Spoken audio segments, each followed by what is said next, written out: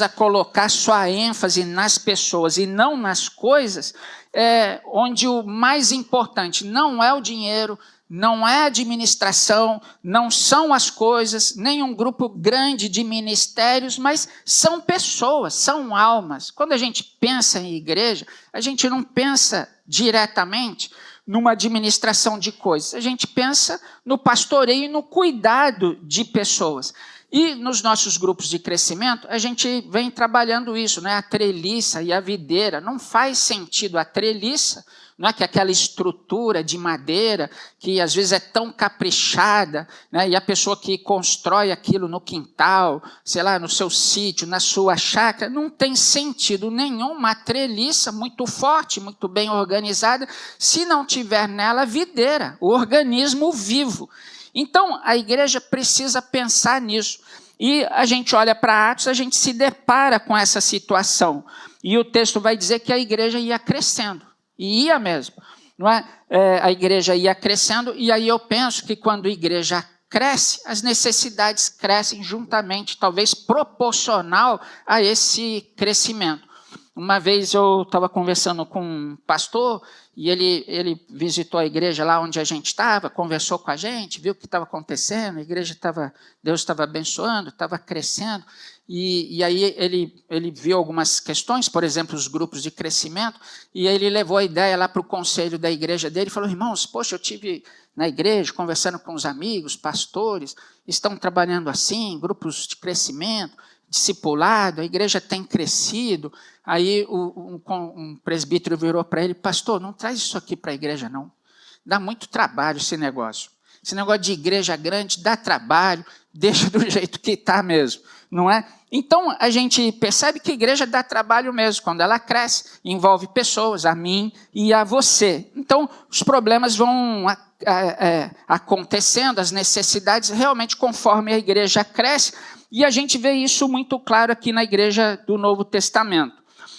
Me parece que essa leitura de Atos, capítulo 6, versículo 1, na escolha dos diáconos, parece que é a segunda crise dessa igreja do Novo Testamento no que diz respeito à comunhão / generosidade. É a segunda crise. A primeira com Áquila e Priscila, que a gente já conversou, não é? E agora essa questão dos judeus helenistas, que eram aqueles que tinham a fala grega, tinham vindo de outros lugares para Jerusalém, e parece ali que havia um certo preconceito quanto a essas pessoas, e principalmente as viúvas. E eles estavam ali reclamando com os apóstolos que as suas viúvas não estavam sendo supridas pela igreja na distribuição do pão diário. Então, a gente vê que isso abala a igreja ali num momento e levanta ali uma demanda para a igreja, que é atender essas pessoas. Só que os apóstolos viram que não dava para eles fazerem isso sozinhos, a igreja estava crescendo. Eu fico imaginando 120 discípulos, 3.000 depois do Pentecostes, depois 5.000 com Pedro no templo. Imagino a igreja crescendo dia após dia, que ali estivessem, quem sabe, 10.000 pessoas frequentando a igreja naquele momento. Então, os apóstolos, reúnem a igreja, não é? E orientam para que 7 homens fossem escolhidos para suprir essa parte social da igreja. Eles iam se dedicar especialmente, eu diria até exclusivamente, ao cuidado aos necessitados. Então, irmãos, nesse movimento da igreja, os discípulos, despertam para essa necessidade de organizar melhor a igreja. E é assim mesmo, a igreja vai crescendo e a gente precisa se organizar. Aliás, eu acho que a gente precisa se organizar antes que a igreja cresça, não é verdade? E ali naquele momento, os apóstolos, identificam 2 demandas muito específicas da igreja naquele movimento da igreja de crescimento. 2 demandas. E aí são essas 2 demandas desse momento, não é, específico, que eu gostaria de compartilhar com você nessa noite, depois dessa longa introdução. Vamos lá? Primeira demanda, o cuidado para com os necessitados. Quero voltar para o texto, como tem que ser, versículo 1. Naqueles dias, aumentando o número dos discípulos, houve murmuração dos helenistas contra os hebreus, os judeus ali de Jerusalém, porque as viúvas deles estavam sendo esquecidas na distribuição diária. Então, irmãos, nesse momento, os apóstolos, sim, eles eram responsáveis pela igreja e pelos necessitados como um todo. Então, eles olhavam para a igreja, os apóstolos eram os líderes daquela igreja, e eles eram responsáveis por aquela igreja que crescia exponencialmente naquele momento ali no Novo Testamento. Então, por ser impossível, não é, que 12 apóstolos cuidassem, sei lá, de 10 mil, 12 mil pessoas, então eles resolvem, não é, essa demanda elegendo 7 homens para esse serviço. E aí no versículo 3, a gente tem as características desses homens. Homens de boa reputação, cheios do Espírito e de sabedoria. Então, essas, a princípio, eram algumas das características que o diácono precisava ter. E aí, como o Cláudio reforça sempre, é uma característica de todo crente. Eu fico imaginando que, na teoria, tivesse sido assim muito difícil, ou eles tivessem encontrado muita dificuldade para escolher 7 homens dentro dessa característica. Por quê? Olhando para a igreja, sei lá, eu imagino, poxa, como que a gente vai fazer? Todo mundo tem boa reputação aqui? Todo mundo é cheio do Espírito Santo aqui? Todo mundo tem sabedoria aqui? E agora? Vamos pegar aqui os 7 que estão aqui na frente. Vem Maxwell, vem Rod, vem Vandim, vem Cláudio, vem El, está tudo certo. Talvez não fosse assim. Mas, de fato, eles separaram homens com essas características. Inclusive, Estevão e Filipe pregavam o evangelho, né? Anunciavam o evangelho, e o texto ali de Atos vai trazer para a gente. Eles realizavam milagres, pregavam e faziam a diferença no seu tempo e eram diáconos. Então, irmãos, cuidar dos pobres e dos necessitados tinha uma demanda na igreja, mas também um exemplo. A gente pode perceber que essa questão da gente olhar para o nosso irmão e a gente identificar suas necessidades, começa o próprio exemplo em Jesus Cristo mesmo. Cuidar dos pobres, cuidar dos necessitados, estava na pauta de Jesus. Jesus tinha essa mentalidade, esse entendimento. Então, lá na multiplicação dos pães e dos peixes, na hora que Jesus termina ali de ensinar e de pregar, aquela multidão estava ali, nós sabemos muito bem, os discípulos quiseram dispersar aquela multidão, falando, Jesus, está todo mundo com fome, aqui a gente está no deserto, está muito longe, vamos dispensar essa multidão para eles comprarem alimentos, procurarem um lugar para dormir. E Jesus falou, não, de jeito nenhum. Somos nós que vamos alimentar. E interessante que a passagem de Marcos, paralelo, vai dizer assim, João capítulo 6, versículo 5, Jesus querendo provar a fé ali dos discípulos, João capítulo 6, versículo 5, Jesus fala assim, onde compraremos pão para lhes dar de comer? Onde a gente vai comprar pão? Não, Jesus, vamos dispersar. Não. Onde que a gente vai comprar pão? E Jesus já sabia que a solução, obrigado, gente, atenção no pastor, faz toda a diferença. A solução, Jesus sabia, era a multiplicação dos pães mesmo. Jesus sabia que o caixinha lá, Nirlane e Alber, o caixa estava baixo. Jesus sabia disso, quando ele disse, não, vamos comprar, são aqui 5.000 homens, mais uma criancinha, uma mulher, 15.000 pessoas, vamos comprar. Jesus sabia ali que a solução naquele momento era a multiplicação dos pães e peixes. Não é? Então, Jesus tinha esse movimento na sua agenda. Então, voltando para os diáconos, depois que eles elegeram esses homens, o texto vai dizer que os apóstolos oraram, impuseram as mãos, ordenando, então enviando aqueles homens para cumprirem esse ministério tão importante de suprir os necessitados. Então, irmãos, a gente vê nesse primeiro versículo algo tão importante: a igreja cuidando dos seus próprios membros. A igreja preocupada primeiro com os de dentro. A igreja percebendo as demandas, os apóstolos atentos a essas pessoas. Porém, a gente vai ver que essa questão de suprir os necessitados não era o principal. Tinha uma demanda muito mais importante, ou pelo menos mais importante. E essa segunda demanda e última que eu quero extrair do texto para conversar com você. A segunda demanda é a pregação da palavra de Deus. Quando os apóstolos se deparam ali com aquela necessidade, eles sabiam, é essencial cuidar das pessoas. Mas a gente precisa ficar atento a uma prioridade, os apóstolos, que é a pregação da palavra de Deus. E aí eu quero reler com você o versículo 2. Então, os 12 convocaram a comunidade dos discípulos e disseram: não é correto que nós abandonemos a palavra de Deus para servir às mesas. Então, se a pregação era prioridade para os apóstolos, alguém tinha que servir às mesas. Então, aqui a gente se depara com uma prioridade.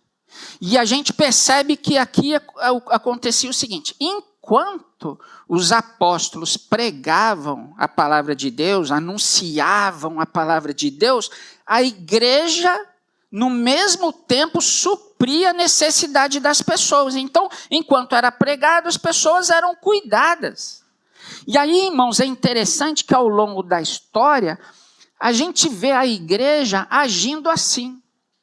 Enquanto prega o evangelho, enquanto anuncia os princípios do reino, a igreja vai se infiltrando na sociedade. E, por exemplo, a gente vê na história igrejas e crentes e movimentos plantando universidades, escolas, hospitais, creches. Mas a prioridade eram os princípios do reino. Então, é como se a igreja fosse entrando, não é? Na sociedade através dessas instituições, plantando essas instituições para que o reino fosse pregado, pessoas fossem alcançadas e influenciadas na sociedade, para que no final de tudo o nome de Deus fosse glorificado. A gente vê isso lá no Antigo Testamento, lá no profeta Jeremias, quando ele profetiza ao povo que ia para a Babilônia. Não, vão para a Babilônia, trabalhem, façam bem para a cidade, porque se a cidade for próspera, vocês serão também.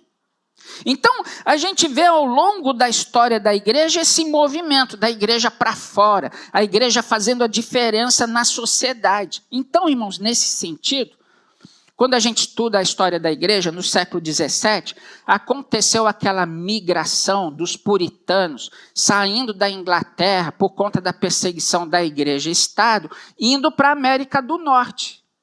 Então, a América do Norte foi colonizada pelos puritanos que saíram da Inglaterra. E aí, Ronaldo, eu trouxe aqui uma citação do Alderi Souza de Matos, que é pastor presbiteriano, historiador da igreja. E ele fala sobre essa questão do pensamento, da visão dos puritanos. Olha o que ele diz. Ronaldo até me trouxe aí um livro autografado ali pelo reverendo professor historiador. Obrigado, Ronaldo. Ele diz assim: os puritanos tinham uma visão integrada da vida e da sociedade, e nessa visão a educação desempenhava um papel preponderante. O que o Alderi está falando aqui? Que os puritanos entravam pela sociedade para fazer a diferença, para influenciar as pessoas na economia, na política, na cultura e principalmente na educação.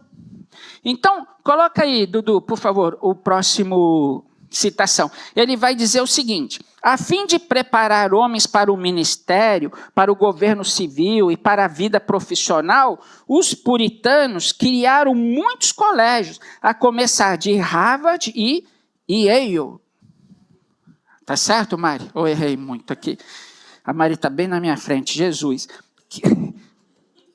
Que são universidades famosas que fazem a diferença até os dias de hoje. No século 17, 18, era uma faculdade, eram colégios confessionais. A intenção era influenciar os alunos na economia, na cultura, na educação. E sabe, irmãos, uma coisa interessante que aconteceu comigo, há alguns anos eu fui estudar no Mackenzie, fui fazer um curso lá. Eu fiquei muito feliz, porque não parecia que você estava numa universidade. Primeiro, tinha placa em todo lugar que não podia fumar dentro do campus. Segundo, versículo bíblico para todo lugar. Nome de reverendo para todo lugar. Sala reverendo tal, auditório reverendo tal e tal. E quando eu fui, foi logo no início do ano, quando chegaram os calouros, cada um recebeu uma mochila com uma Bíblia do Mackenzie. A gente vê como que a igreja pode influenciar a cultura. Mas isso não tem a ver, propriamente dito, com as pessoas diretamente, mas é com o reino. É evangelização, é anunciar Jesus, é anunciar o reino para que as pessoas entendam e venham a Cristo. E, consequentemente, as pessoas são alcançadas. Sabe, irmãos, outra coisa interessante, a história da escola bíblica, que não era escola bíblica dominical, era domingo. Mas lá no século XVIII, professores protestantes começaram a dar aula para as crianças lá na Inglaterra. Por quê? Naquele período do século XVIII, crianças a partir de 10 anos, elas eram praticamente obrigadas a trabalhar.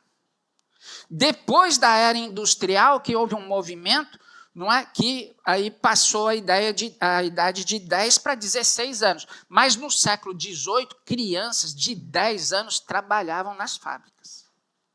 E aí qual era o único dia de folga? Domingo. Então a escola bíblica, que não era dominical ainda, era uma escola. E eles ensinavam redação, aritmética, a Bíblia, o catecismo e colocavam as crianças no culto. Há uma estatística que no século XVIII, 240 mil crianças passaram por essa escola bíblica. A gente vê, irmãos, como a reforma protestante nesse sentido foi importante.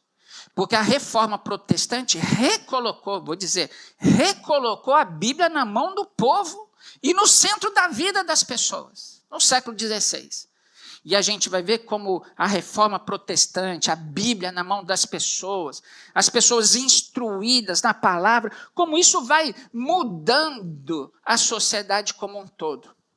Sabe, irmãos, eu fico muito triste quando pastores largam o púlpito para irem para movimentos sociais. Obrigado. Para movimentos sociais. Então, deixam de pregar, porque é a pregação que transforma a vida das pessoas através da ação do Espírito Santo.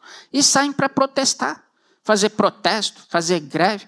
Tem o seu valor, mas deixar o púlpito, a pregação do Evangelho, que é aquilo que entra de uma maneira fulminante no coração das pessoas e tem o poder de transformar. E quando as pessoas são transformadas, a sociedade é transformada como um todo. Então, irmãos, esse era o foco dos apóstolos nesse momento. Falou, o Eldon viajou, vamos voltar? Versículo 2. Não é correto que nós abandonemos a palavra de Deus para servir às mesas. Versículo 4. Quanto a nós, nos consagraremos à oração e ao ministério da palavra. A palavra de Deus, no versículo 7, a palavra de Deus crescia e em Jerusalém o número dos discípulos aumentava. Então, irmãos, havia ali um grande desafio para os apóstolos. As pessoas, as demandas secundárias, não poderiam impedir os apóstolos de pregar a mensagem e a palavra de Deus. Então, as pessoas, nesse sentido, não eram mais importantes.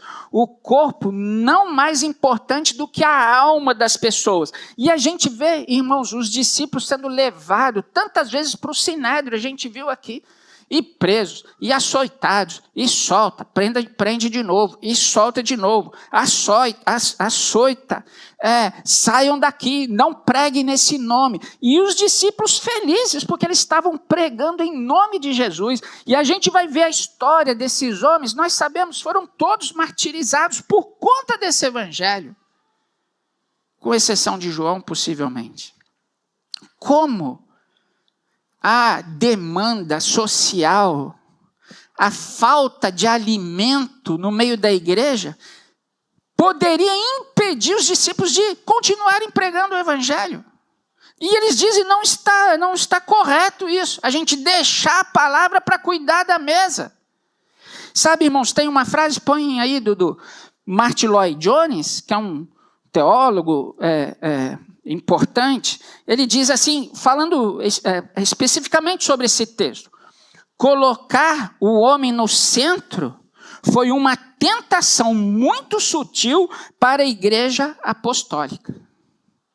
Se eles perdem o foco, se eles perdem a prioridade, eles se envolvem naquele momento da demanda social e a pregação do evangelho é prejudicada. E aí, terminando essa demanda, eu queria lembrar vocês que os discípulos sabiam muito bem qual era a missão deixada por Jesus. Não era suprir as necessidades das pessoas, mas ir por todas as nações fazendo discípulos. E eles recebem uma ordem expressa de Jesus: fiquem em Jerusalém, vocês serão cheios do Espírito Santo, e serão minhas testemunhas em Jerusalém, na Judéia, Samaria e até os confins da terra. Atos capítulo 1, versículo 8. Então, irmãos, os apóstolos não podiam perder o foco da missão da pregação do evangelho. É sim prioridade. Eu queria fazer duas aplicações com vocês, diante dessas duas demandas aqui do texto. Tá bom, irmãos? A primeira, as pessoas vêm antes das coisas. Tem muita igreja, muito pastor, mais preocupado com as coisas do que com as pessoas. Mais preocupado com a pintura da igreja, do banco, da cadeira, que deve estar bem desconfortável, essa cadeirinha, do que com almas. A igreja é chamada para focar em almas, e não em coisas. E tantas vezes a gente perde tempo na igreja, nós, os crentes, os pastores, os líderes, brigando, discutindo, perdendo tempo com coisas, quando as pessoas precisam ouvir a mensagem do evangelho. No caso aqui de Atos capítulo 6, viúvas, órfãos, sem marido, sem pai, estavam abandonados numa cultura patriarcal. Não tinha rendimento, não tinha forma de sustento, pobre, pessoas com algum problema físico, não tinham sustento, viviam de favor. E naquele momento, possivelmente, a igreja estava assim, cheia dessas pessoas, de viúvas, de órfãos, de pobres, de necessitados, de homens como aquele coxo lá, no capítulo 3, na porta formosa do templo, quando é alcançado ali por Pedro e João. Essas pessoas estavam no meio da igreja. E aí, irmãos, a gente precisa olhar para dentro de casa. A gente tem que olhar para aquilo que a gente tem feito aqui, a partir de nós. E a pergunta é, a gente se preocupa mais com coisas ou com pessoas? Porque, irmãos, o irmão Ademar está tentando ali trocar aquelas cortinas ali de trás, que eu já fiquei sabendo que estão ali já há bons anos. A do lado de lá está queimada de sol. A gente não pode trocar essa cortina se tiver um necessitado aqui dentro dessa igreja aqui. Primeiro são as pessoas. A gente não pode pintar uma parede se tiver um necessitado aqui. Pessoas viúvas, necessitados, desempregados, dispensa vazia. Não, em primeiro lugar, não é o governo, não. Não é o trabalho social de qualquer lugar que seja. Isso é responsabilidade da igreja. A gente tem que suprir, fazer a pergunta que Jesus fez para os discípulos: onde que a gente vai comprar esse negócio? Para alimentar as pessoas. Então, essa é uma responsabilidade nossa. E Paulo vai falar em Gálatas capítulo 6, versículo 10, que é primeiro cuidado com aqueles que são da família da fé. A gente precisa olhar à volta e perceber se a gente tem pessoas necessitadas no nosso meio. Então, a preocupação da igreja deve ser assim: primeiro com as pessoas e depois, se sobrar dinheiro, se sobrar tempo, com as coisas. E, novamente, a gente tem visto isso nos grupos de crescimento. A gente se envolvendo muito com a treliça, com o ministério, com o evento, com a reunião, com as compras, com a reforma, e deixa as pessoas para o segundo plano. É o contrário. Não adianta a gente ter um lugar muito planejado, muito confortável, muito organizado, se o foco da igreja não é a videira, não são as pessoas, entende, irmãos? E isso a gente aprende aqui nesse texto, a gente extrai isso como uma verdade bíblica para a vida da gente. E por último, irmãos, a última aplicação é que a prioridade da igreja deve estar sim na pregação da palavra. E eu quero reler o versículo 7, na versão inglesa e traduzida para o português, que vai dizer assim: e a palavra de Deus era divulgada, de modo que se multiplicava grandemente o número dos discípulos em Jerusalém. Inclusive, muitos sacerdotes obedeciam à fé. Então, irmãos, o número de discípulos ia crescendo. E a palavra aqui ia sendo divulgada, ia alcançando pessoas. E à medida que a mensagem era divulgada, a igreja era cuidada, as pessoas chegavam. E a igreja crescia, e crescia fortalecida. Então, a palavra para os de fora e o cuidado para os de dentro, que já tinham sido alcançados por essa mesma palavra. E aí, irmãos, eu fiquei pensando, uma fala assim um pouco difícil para mim, mas eu queria colocar para vocês olhando para a gente, trazendo aqui para casa. A gente precisa analisar a nossa realidade no que diz respeito a essa demanda aqui. Da importância da igreja colocar como prioridade a divulgação da palavra, sem deixar de cuidar dos seus necessitados. Então, será que a gente tem cumprido isso? Nós juntos? Porque a igreja não é só o pastor, a igreja não é só o conselho, não são os diáconos, a igreja somos nós. E a gente precisa saber se a gente tem colocado isso em prática.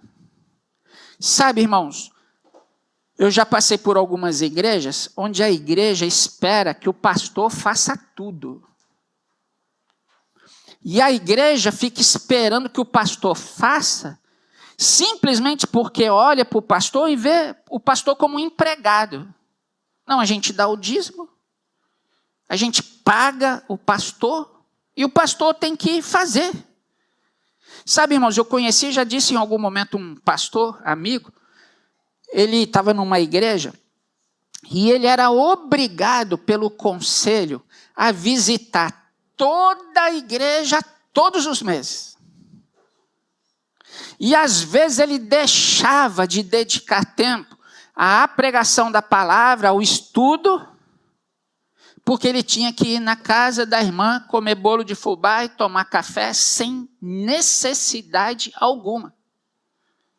Quando a gente olha e a gente vê, irmãos, que o pastor e o mestre têm uma função totalmente específica e diferente dessa. Eu falo com tranquilidade porque eu visito, graças a Deus. Principalmente quando eu vejo as necessidades, eu tenho prazer de ir. Então, assim, não é defesa própria, não preciso disso. Mas a igreja precisa entender o ofício do pastor, e a gente encontra lá em Efésios capítulo 4, versículo 11. Ele, Cristo, mesmo concedeu uns para apóstolos, profetas, evangelistas, outros, pastores e mestres. Para quê? Com vistas ao aperfeiçoamento dos santos, para o desempenho do serviço e para a edificação da igreja. Então, esse é o papel principal do pastor, é pregar, é anunciar o evangelho, é preparar os santos para a obra do ministério. E quando a igreja está preparada nesse sentido, a igreja é edificada. Não fica um peso nas costas de nem do conselho, mas é a igreja. Sabe, irmãos, algumas pessoas dizem assim: eu fiquei necessitada. Aí o presbítero tal veio me visitar, mas o pastor não veio. E a pessoa fica chateada. Sabe, irmãos, eu dou graças a Deus porque a gente tem um conselho aqui atuante. Quando eu vejo, eles já foram. E, irmãos, a gente tem aqui pessoas na igreja que têm essa visão de fazer a obra do reino sem ser mandado. Quer ver um exemplo? Eu estive na casa do Rony essa semana. E eu perguntei para ele: e aí, Rony, quem da igreja esteve aqui? Fulano, ciclano e tal, e tal. Poxa, essa galera toda... Não, tem uns que vêm toda semana. É isso. É a gente compartilhar as demandas da igreja e do reino, para que as coisas aconteçam, para que a igreja avance. Não dependa do pastor. Se o pastor não faz, a igreja fica parada. Não, esse é um chamado para mim e para você. Sabe, irmãos, o pastor, eu fico pensando, às vezes eu olho para mim mesmo. Assim, eu venho para a igreja, você pode perguntar para a Renata, eu trabalho muito em casa. E não pode ser diferente, não. Gente, tem um estudo bíblico de quinta, vou dar uma IBD domingo, tem pregação domingo, tem visita, tem atendimento, tem discipulado. O pastor que trabalha, gente, ele precisa encontrar tempo. E aí, o pastor não veio, o presbítero veio, mas o pastor não veio. Irmãos, a gente precisa crescer, a gente precisa amadurecer. A gente precisa entender que essa demanda é nossa, é da igreja. E eu, como pastor, e o conselho, esse conselho atuante, a gente precisa da igreja. E eu tenho falado para as pessoas aqui, particularmente, gente, se souber alguém com dificuldade, com enfermidade, avisa. Porque às vezes a pessoa está doente e o pastor não sabe, o conselho não sabe. Avisa: Eldon, você está sabendo, está internado. Eldon, você está sabendo, está doente. E a gente vai, se eu não for o presbítero, vai. Mas a gente precisa cumprir essa demanda. Sabe, irmãos, se o pastor não tiver tempo, ele chega domingo e você vai perceber que ele não teve tempo mesmo para preparar um sermão razoável como esse de hoje à noite. O pastor precisa ter tempo. E a igreja tem esse chamado também.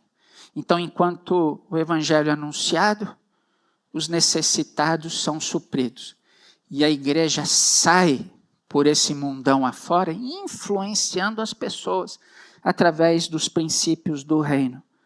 E o texto final vai dizer para a gente que por conta disso, porque a igreja do Novo Testamento era atuante, tinha suas demandas, mas as pessoas estavam entendendo que precisavam suprir essas demandas. É que a igreja continuava crescendo, o evangelho sendo divulgado e os novos discípulos chegando. Essa é uma lição para os dias de hoje, para cada um de nós.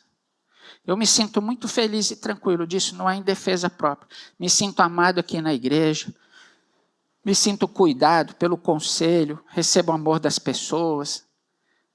Muitos pastores não têm esse privilégio de chegar num irmão querido, enfermo, e ouvir dele: não, essa semana passaram muitas pessoas da igreja por aqui. O desejo do meu coração é que você atente para isso. A gente não pode viver de ir para a igreja domingo, ouvir uma mensagem, voltar no outro domingo sem perceber as pessoas que estão à nossa volta. Qual é a necessidade da igreja? Aonde eu me encaixo? O que eu posso fazer como membro dessa igreja, como discípulos de Jesus? Essa é uma pergunta que a gente precisa fazer. Sabe, irmãos, sem ofender, mas eu preciso falar.